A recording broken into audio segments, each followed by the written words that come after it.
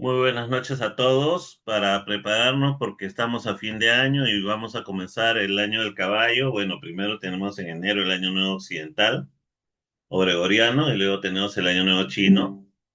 Y entonces, importante ir haciendo algunos avances de las prácticas que se hacen, ¿no? Y una de las prácticas más comunes en China, en Japón, es la recitación del Sutra del Corazón.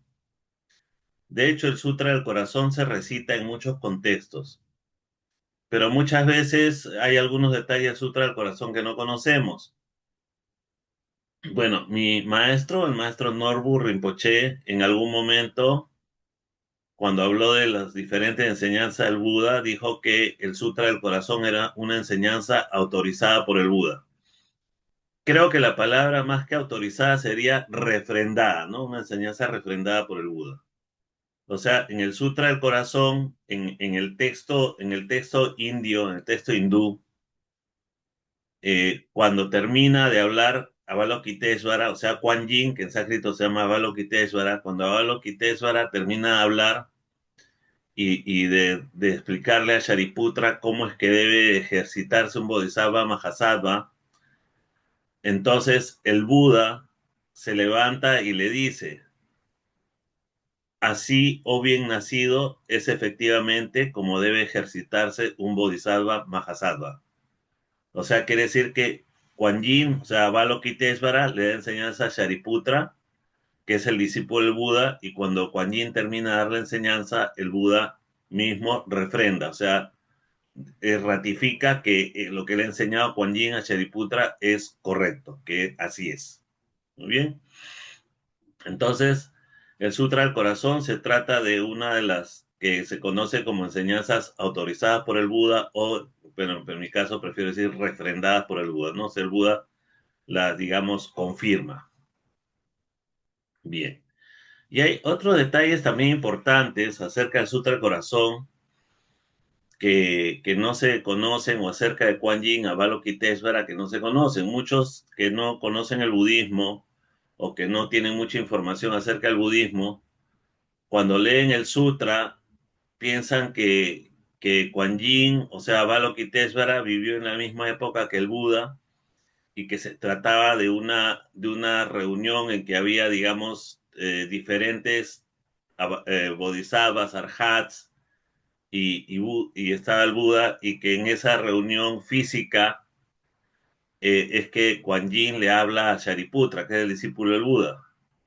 Y en realidad no es así. O sea, Kuan Yin, Avalokiteshvara, que es, digamos, el personaje central del Sutra del Corazón, porque es el que da la enseñanza, vivió hace millones de eras, no de años, sino de eras, en una galaxia muy remota, en un planeta muy remoto, mucho antes de que existiera vida en nuestro planeta.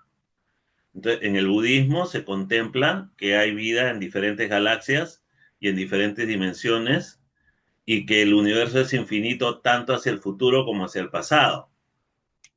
Entonces, cuando se habla de seres como Kuan Yin, no, o sea, Avalokiteshvara o como Kishitigarba Raya Bodhisattva, por ejemplo, se habla de seres de gran antigüedad, de una antigüedad que es inimaginable para la mente humana, ¿no? Y entonces, si Kuan Yin no vivió en la época del Buda, ¿cómo es que Kuan Yin le da la enseñanza a Shariputra, que es el discípulo del Buda? Porque cuando el príncipe Siddhartha Gautama se convierte en Buda Sakyamuni, cuando entraba en meditación profunda, en el samadhi o estado de meditación profunda, se trasladaba su conciencia a un lugar o un espacio donde no había tiempo, no había límites de tiempo ni de espacio. O sea, en ese lugar se conectaba con todas las dimensiones y con todos los tiempos.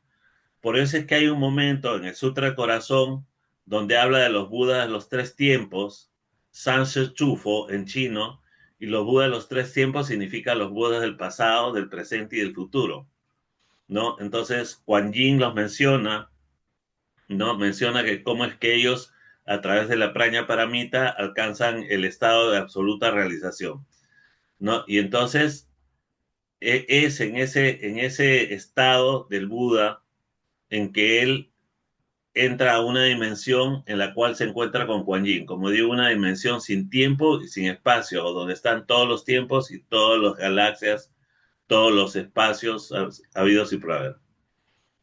Entonces, cuando el Buda entra en el Samadhi, él estaba en la cueva del buitre, de su lugar de meditación, meditando con sus discípulos principales alrededor de él, y entre ellos estaba Shariputra, hijo de la princesa Shari, por eso Shariputra significa hijo de Shari. Entonces, Shariputra es inducido por el estado del Buda, y él en el momento que está en la meditación, al mismo tiempo que todos los otros, es el único de los discípulos que en ese momento aparece su conciencia en la misma dimensión en que está el Buda. Entonces, Avalokiteshvara, Kuan Yin, cuando ve que Shariputra está también ahí, le comienza a hablar y le comienza a dar la enseñanza. Entonces, eso es en realidad el origen, o sea, cómo se da la enseñanza del Sutra del Corazón. O sea, Avalokiteshvara le da la enseñanza a Shariputra en una dimensión no material. No es, corresponde a nuestro mundo, sino en una dimensión a la cual se transportaba el Buda cuando estaba en meditación profunda. Y ahí es que Kuan Yin le explica a Shariputra cómo es que debe ejercitarse un Bodhisattva Mahasattva, ¿no? Y digamos, y una de las cosas principales es que le explica que la diferencia entre el plano de los seres realizados y el plano mundano, el plano de nosotros, es el estado de conciencia. El estado de conciencia o el estado de la mente, ¿no? Bueno, en el budismo decimos en realidad el estado de la mente. Entonces le explica que en realidad la forma, en el Sutra del Corazón, cuando se habla de la forma se refiere al mundo material que nosotros conocemos. Y cuando se habla del vacío, el vacío se refiere al estado de los budas o de los seres realizados. Entonces, la forma es porque vivimos en un mundo en el cual todo lo que nosotros vemos creemos que es real. Y el vacío es el estado en el cual ellos se dan cuenta de que nada de lo que se ve en esta dimensión es real. Por eso es que se habla de la forma y se habla del vacío. Entonces, el sutra dice, la forma no es diferente al vacío y el vacío no es diferente a la forma. La forma es exactamente el vacío y el vacío es exactamente la forma. Y entonces se refiere a que la única diferencia va a ser en cómo lo percibimos nosotros y cómo lo percibe un Buda. Bueno, es como para los que vieron la Matrix, ¿no? ¿Se acuerdan de la película de la Matrix? En realidad es interesante, esa película de la Matrix fue hecha por una persona entendida en el budismo en muchos aspectos. Entonces, cuando Neo llega al momento en que comienza a dominar la Matrix, o sea, se trata de eso, es que alcanzó la realización, alcanzó el estado de Buda, en el cual la materia para él simplemente es una ilusión. Y por eso es que a ese estado es al que se le llama vacío. ¿Sí? ¿Tenemos alguna duda, comentario hasta ahora?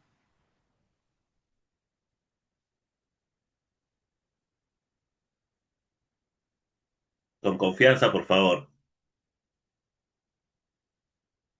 No, está bien, Sensei, prosiga. Ya.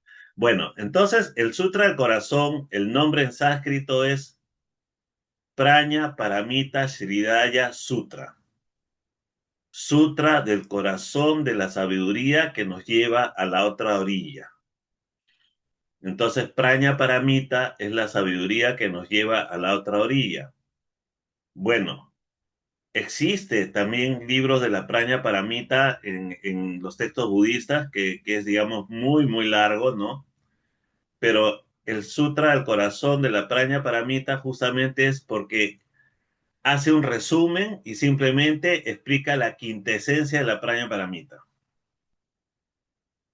Y justamente corazón, en este caso, el corazón no se refiere al corazón físico, sino corazón se refiere a la quintesencia, a lo medular, ¿no? Se refiere a la médula o la quintesencia de la praña paramita, o sea, la quintesencia digamos, o lo más importante, digamos, lo medular el núcleo de la sabiduría que nos lleva a alcanzar la otra orilla.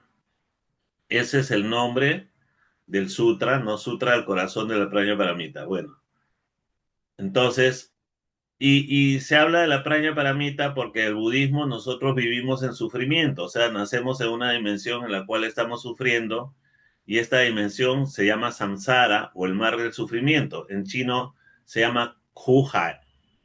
Kuhai, el mar del sufrimiento, en sánscrito es samsara. Entonces, samsara es la dimensión en la cual nosotros vivimos y se dice que para liberarnos del samsara tenemos que cruzar el mar del sufrimiento y llegar a la otra orilla. Entonces, la otra orilla es el plano de los seres realizados. Entonces, justamente por eso es que cuando se dice sutra al corazón de la sabiduría que nos ayuda a llegar a la otra orilla, se refiere a que es el secreto o la quintesencia de lo que va a hacer que nosotros nos liberemos del mar del sufrimiento. Porque en el budismo, enfermedad es sufrimiento, muerte es sufrimiento, apego es sufrimiento, ¿no? Y entonces nosotros tenemos que liberarnos de todas esas condiciones y justamente la forma como se hace es como lo enseña Avalokitesvara en el Sutra del Corazón. Finalmente, Avalokitesvara a lo largo de la enseñanza va describiendo cómo es que los seres realizados de todos los tiempos han alcanzado el estado supremo a través de la Prajna Paramita y luego habla de que la Prajna Paramita es un mantra y el mantra de la Prajna Paramita es Gate, Gate, Param Gate, Parasam Gate, Bodhi Swaha, ¿no? Entonces, y significa allá y mucho más allá hasta alcanzar la realización, así sea, ¿no? Entonces, en las regiones budistas, por ejemplo, en Tibet, en Nepal, Sikkim, Bután, que son países, digamos, budistas, de tradición budista, mahayana sobre todo, la gente practica mucho el mantra, ¿no? El mantra de la Prajna Paramita, el Gate Gate Paramate Prasangate Bodhisattva, Gate para Sangate Bodhisattva, ¿no? Entonces están, siempre lo recitan, es devocional. Bueno, aquí hay dos aspectos importantes, ¿no? Estamos hablando de que el Sutra del Corazón es uno de los textos más importantes del budismo en general, porque sabemos que el budismo tiene varias etapas. Entonces, hay un budismo inicial que es de la época del Buda Sakyamuni, cuando el Buda da su primera enseñanza y comienza enseñando las cuatro nobles verdades, que las cuatro nobles verdades son, existe el sufrimiento. Y como dicen los maestros, no es necesario que venga un maestro y te explique que existe el sufrimiento, porque todos sabemos lo que es sufrir. Y luego, la segunda gran verdad es que el sufrimiento tiene un origen o una causa o una raíz. ¿Y cuál es la raíz? Es el karma. Tenemos karmas acumulados de negativos de vidas pasadas que nos producen sufrimiento. El tercera gran verdad que se puede eliminar la raíz y por lo tanto se puede eliminar el sufrimiento. Y la cuarta es que para eliminar el sufrimiento hay que practicar los métodos correctos, o sea, de purificación del karma. Entonces, esas son las cuatro verdades que enseña el Buda, y la enseñanza del Buda original es esa, ¿no? O sea, las cuatro nobles verdades y el octuple sendero. Pero posteriormente aparece el Mahayana, y el Mahayana se convierte en lo que se llama el gran vehículo. Y el Mahayana, el gran vehículo, el fundamento Mahayana es que si tú no te salvas, yo tampoco me salvo. Entonces todos estamos en una barca y todos vamos remando para cruzar el samsara o mar del sufrimiento y llegar a la otra orilla. Tenemos que remar todos juntos. Eso es Mahayana. Y por eso es que desde que apareció Mahayana, a la escuela original se le llamó Hinayana. Mahayana en sánscrito significa gran vehículo. En sí no se llama Tashan. Y entonces al aparecer Mahayana, a la antigua práctica, a la práctica original del Buda, la enseñanza original se le llamó Hinayana, que es el pequeño vehículo, en chino Shaosheng. Pero generalmente nosotros, así seamos practicantes de Vajrayana, en mi caso eso es Vajrayana, no acostumbramos llamar Hinayana a la a los que siguen la corriente, digamos, de la enseñanza original del Buda, porque pensamos que es, digamos, un poco menospreciar el llamarlo pequeño vehículo y por eso lo llamamos Theravada. Entonces, cuando hablamos siempre vamos a decir los Theravada. Los Theravada son los que siguen la enseñanza original del Buda, ¿no? Hay mucho budismo Theravada, por ejemplo, en países como Birmania. Birmania, en Tailandia, Birmania, hay muchos practicantes Theravada. En China casi no hay Theravada, por ejemplo, porque China llega el budismo en un periodo tardío. Bueno, estaba hablando porque el budismo tiene una evolución a través de la historia. Entonces aparece el Mahayana y luego en el siglo primero después de Cristo aparece el tantrismo. Los primeros tantras budistas son escritos en el siglo primero después de Cristo y estos tantras en realidad vienen de otras tradiciones de la India. O sea, en la India había otras tradiciones espirituales, otras prácticas y algunas de las escuelas budistas incorporan métodos del tantrismo en su práctica y entonces nace el budismo tántrico en el siglo primero después de Cristo. Entonces, cuando hablamos de budismo tántrico del siglo primero después de Cristo, estamos hablando de un budismo de un periodo intermedio. Entonces, hablamos del Theravada, de la enseñanza original que está, como digo, en países como Sri Lanka o como Birmania. Y, por ejemplo, uno, digamos, muy esto que es conocido en Occidente de Theravada es Vipassana. Vipassana son practicantes Theravada, ¿no? Siguen la enseñanza original del Buda. Entonces decía, ¿no? Luego está el estado intermedio, donde aparece el tantrismo, y cuando el budismo llega a China en el siglo II después de Cristo, en realidad llega un budismo que es tantrismo, budismo tántrico, pero que viene de Persia, no viene de la India. Bueno, esa es otra historia un poco más larga, no me voy a ir ahí. Y luego del tantrismo se desarrolla en China, desaparece en China, pero en el siglo V llega el tantrismo de China al Tíbet. Entonces en Tíbet comienza a practicarse el tantrismo y en el siglo VIII después de Cristo, Guru Padmasambhava funda la primera escuela tibetana que es la escuela Nyingma. Entonces eso es Vajrayana y Vajrayana es, digamos, el último periodo del budismo, lo que llamamos budismo tardío. Entonces tenemos un budismo temprano, que es el prácticas como Vipassana, que son de Birmania, digamos, budismo de Birmania, algunas escuelas de Tailandia, Sri Lanka, es el periodo temprano. Tenemos el periodo intermedio del budismo, que es lo que va a llegar a China, Corea, Japón. Y luego tenemos el periodo tardío del budismo, que es el Vajrayana, que es lo que se practica en Tibet, donde ya viene influencia de otras escuelas, otras tradiciones de la India. Bien, y estaba hablando de todas estas escuelas, ¿por qué? Porque absolutamente para todas el Sutra del Corazón es la quintesencia de la enseñanza, para todas. O sea, a pesar de que hay un budismo Theravada, a pesar de que hay un budismo tántrico, un budismo vajrayana, y que tienen diferentes métodos de práctica y cada escuela o secta, bueno, dentro de las diferentes escuelas hay sectas también, siempre va a decir o pensar que su método de práctica es el correcto. Sin embargo, para todos ellos, el Sutra del Corazón es uno de los textos más importantes, es un texto venerado, un texto respetado, ¿no? Y hablando del Sutra del Corazón, por ejemplo, en la China, voy a buscar la imagen un ratito.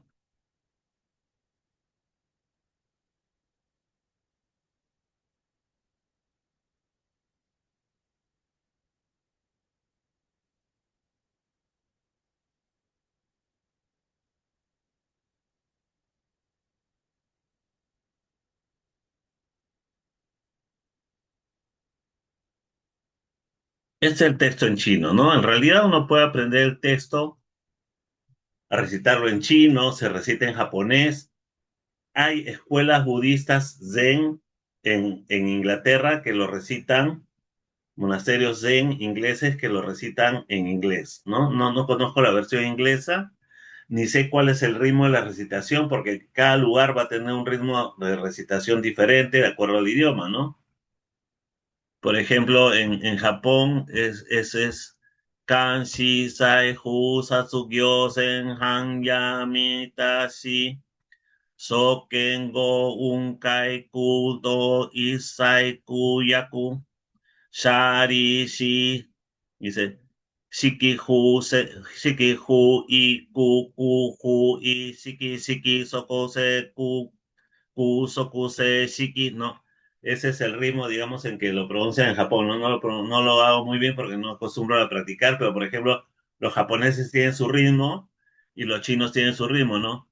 观自在菩萨行深般若波罗蜜多是照见无云界故都舍利这色不异空空不异色色即是空空即是色所现行即如是 no es del estilo chino, ¿no? Bueno, entonces decía, en cada sitio se pronuncia diferente. Algunos lo leen en cantonés, otros lo leen en fukienés, en shanghainés, o sea, en cada lugar, ¿no? Nosotros usamos la pronunciación del mandarín ya por un tema que es el idioma oficial y digamos que es más fácil enseñar, ¿no? Yo aprendí a pronunciarlo primero en cantonés, ¿no? Bueno, ¿y por qué estaba mostrando el texto? Porque, por ejemplo, en China se acostumbra a tener este texto para protección del hogar, para que se vea la importancia que tiene, ¿no? Por ejemplo, se coloca en la sala de la casa y en las empresas se coloca en la oficina del presidente del directorio o en la oficina del gerente general, ¿no? Ya, entonces es, digamos, entonces Sutra del Corazón no en China no solamente se tiene como un texto sagrado por su contenido, sino que también, digamos, la transcripción del sutra se coloca generalmente en algún lugar de la casa o de la oficina para protección. Bueno, entonces comentaba, ¿no? De cómo, digamos, el Sutra del Corazón es un texto tan importante, no solamente para los que estudian el budismo, sino para los que son devotos del budismo o son de tradición budista. Porque, por ejemplo, ¿no? Hace un momento hablamos digamos, de cómo se da la enseñanza del Sutra del Corazón, de que Shariputra recibe la enseñanza de Avalokiteshvara, o sea, de Kuan Yin, en una dimensión donde no hay tiempo ni espacio, ¿no? Sin embargo, muchos de los devotos chinos que digamos que lo tienen y lo leen, no saben qué es Shariputra, no saben que ese kanji que se lee Sharitsu o en japonés Sharishi, no saben qué es Shariputra, no saben qué es un personaje. Y mucha gente china, en la misma China, hay mucha gente que recita de memoria el texto, pero si no estudiaron el contenido, ellos no saben qué significa. O sea, ni siquiera saben como digo, que Shariputra es un personaje, y menos saben cómo se dio la enseñanza, o sea, que esta enseñanza fue recibida en alguna dimensión sin tiempo ni espacio, ¿no? Sin embargo, igual, o sea, la gente lo recita. Todos los practicantes budistas, o sea, como digo, hay gente que es devota por tradición del budismo. En las regiones budistas, que en China hay regiones budistas, en Tibet, en Sikkim, Bután, Nepal, Japón, Corea, Birmania, Tailandia, en todos los países donde hay budismo, la gran mayoría, o sea, el 95% más, o tal vez 99% de las personas recitan el Sutra del Corazón, pero muchos de ellos no conocen el significado, ¿no? ¿No? Y entonces por eso es que quería explicar algunos detalles acerca del Sutra del Corazón, ¿no? Primero, cómo se da esta enseñanza. Enfatizar en que el budismo es una enseñanza en la cual no se habla de que sea una enseñanza propia de la humanidad. Claro, el Buda Sakyamuni es el Buda que da la primera enseñanza del budismo en nuestra humanidad, o sea, es el primero en convertirse en Buda, y al convertirse en Buda él da la enseñanza y a partir de él muchos de sus discípulos se convirtieron en Budas y muchos maestros de muchas de las escuelas se convirtieron en Budas, pero él fue el primero, él fue el que descubrió el budismo para nuestra humanidad, ¿no? Pero de la misma manera, en galaxias remotas, en periodos muy lejanos, también hubieron otros seres que se convirtieron en Budas para la dimensión en que vivieron ellos. Entonces es muy importante porque hay que entender que el budismo, digamos, es una concepción en la cual no se considera que los humanos somos los únicos, ni se considera que somos los únicos seres que pueden alcanzar la realización. En nuestro plano sí, en nuestro plano, en la dimensión en que nosotros vivimos, los seres humanos somos los únicos que podemos alcanzar la realización absoluta si es que nos esmeramos en la práctica o nos dedicamos a la práctica, ¿no? Pero hay otras dimensiones donde hay otras categorías de seres que también alcanzan la iluminación y a veces son dimensiones paralelas a las nuestras o a veces están en galaxias muy, muy remotas, muy lejanas y a veces los Budas provienen, como digo, de tiempos muy, muy lejanos, de millones de eras. O sea, cuando hablo de una era, en sánscrito en realidad es un kalpa, ¿no? Un kalpa es desde el momento que aparece una raza como la nuestra hasta que se extingue, que puede ser tranquilamente pues un periodo de 30.000 años, ¿no? Entonces un kalpa. Entonces hablo de millones de kalpas, porque por ejemplo en el Sutra de Kishitigarba, el Sutra de Kishitigarba Raya, el Buda le habla a Manjusri, príncipe del Dharma, acerca de Kishitigarba y le explica, le dice, supongamos que hubiera un río Ganges y que cada grano de arena de la orilla de ese río Ganges fuera un kalpa. O sea, un kalpa significa una era de 30.000 años, 50.000 años, o sea, de que nace una raza como la nuestra hasta que se extingue. Entonces, y él le dice, imagínate que hubiera un río Ganges y que cada grano de arena fuera un kalpa y que en cada uno de esos kalpas existiera a su vez también un río Ganges y que en esos ríos Ganges también cada grano de arena fuera un kalpa. Y el Buda le dice a Manjusri, príncipe del Dharma, que la época en que Hishitiyarva Raya alcanzó el grado de budeidad, el grado máximo de realización, era mucho mayor todavía que la metáfora que él estaba utilizando. O sea que estamos hablando, como decía yo hace un momento, de tiempos que son inimaginables para la mente humana, o sea, imposibles de calcular para la mente humana. Y por eso volvemos a decir que el budismo es una concepción en la cual se considera que el universo es infinito hacia el futuro y que es infinito también hacia el pasado. Eso es muy importante para comprender, digamos, acerca del budismo y somos seres que venimos a veces de otras galaxias, venimos de otras dimensiones y que nos toca aquí, porque tal vez en la dimensión en que estuvimos anteriormente no alcanzamos la realización, así que tenemos que venir acá y tenemos que seguir hasta que la alcancemos, ¿no? Y en ese sentido, recuerdo que una vez estaba participando en una ponencia en la Universidad de San Marcos y la ponencia esa era sobre artes de adivinación. Si bien es cierto, la adivinación con el budismo no son precisamente muy, no se llevan muy de la mano, pero estaba en una ponencia sobre el I Ching y igual, cuando se habla de adivinación se está hablando de un destino también. Y uno de los estudiantes dijo, quiere decir de que existe un destino, algo está predestinado y entonces ¿dónde queda el libre albedrío? Y entonces yo le dije, bueno, los occidentales somos muy autosuficientes y nos gusta creer en que tenemos libre albedrío. Le dije, pero el libre albedrío simplemente consiste en hacer o dejar de hacer lo que si no haces hoy, necesariamente tendrás que hacer mañana. O sea, todos estamos destinados a convertirnos en Budas.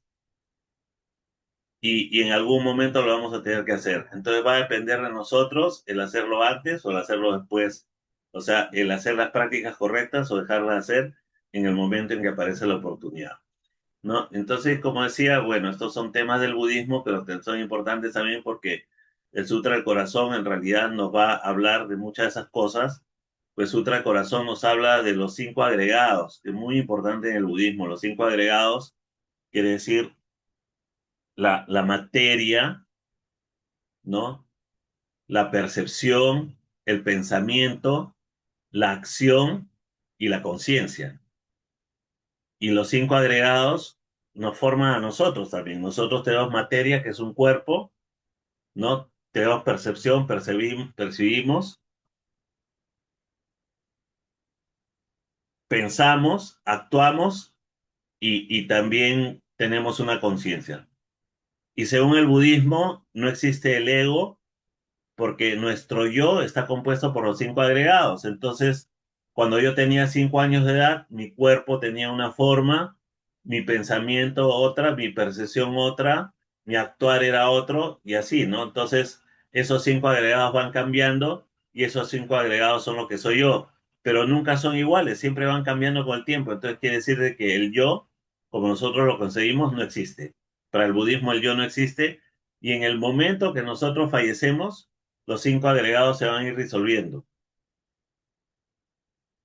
Bueno, por ejemplo, en una charla que dio su santidad el Dalai Lama en el año 2005 en la Biblioteca Nacional, cuando habló de los cinco agregados, contó de que uno de sus maestros, cuando falleció, se sentía que la conciencia de él que estaba presente durante 3 días, ¿no? O sea, su presencia era fuerte y durante 3 días continuaba presente allí, a pesar que su cuerpo físico ya había, digamos, fenecido, la conciencia del maestro permanecía en el lugar durante 3 días, ¿no? Entonces, el cuerpo se desactiva y luego los agregados se van disolviendo y cuando los agregados se van disolviendo, queda la esencia que es el karma, que es lo que da transmitirse a otro ser. Entonces, justamente en el Sutra del Corazón, Avalokitesvara le dice a Shariputra, la forma no es diferente al vacío, el vacío no es diferente a la forma es exactamente el vacío es exactamente la forma, y le dice, percepción, pensamiento, acción y conciencia, todos son exactamente lo mismo, porque todos los dharmas son vacíos. O sea, quiere decir de que todas las acciones que nosotros tenemos se dan en un plano que para los seres realizados es ilusorio. O sea, para nosotros todo es real, pero para los seres realizados todo es ilusión. Y esa es la diferencia y eso es lo que nos habla el Sutra del Corazón. Nos habla de la forma y el vacío. La forma es como sentimos nosotros todo y el vacío es como lo perciben los seres realizados, ¿no? Y entonces justamente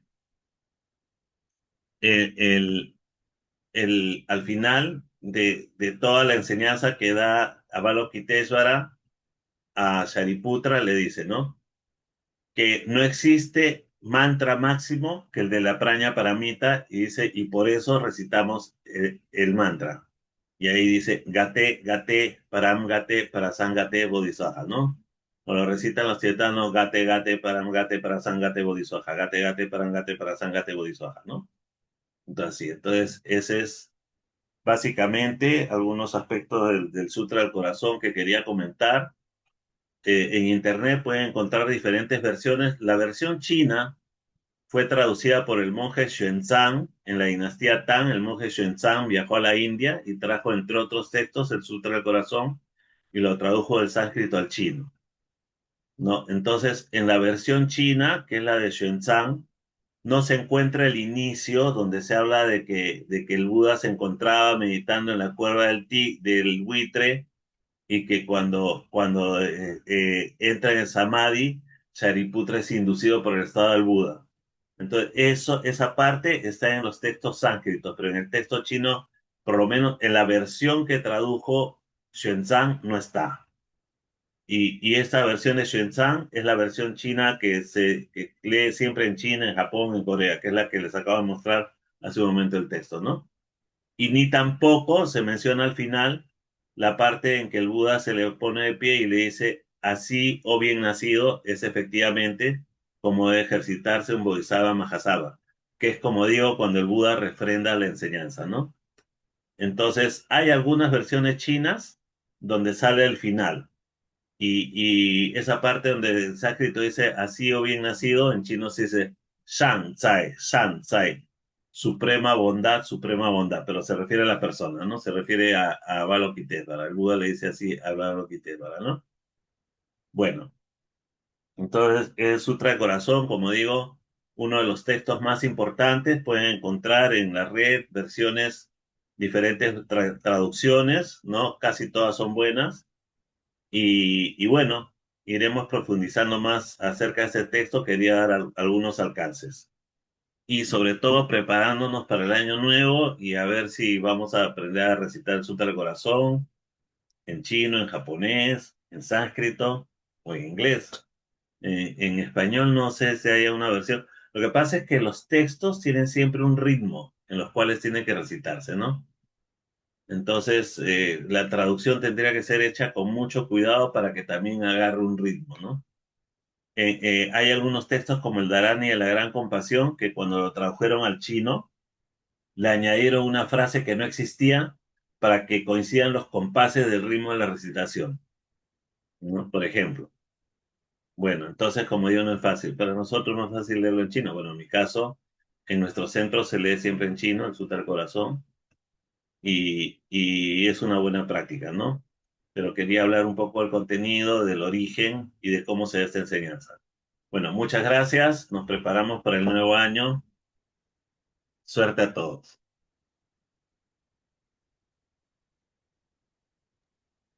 Muchas Arigato, gracias. sensei. Gracias.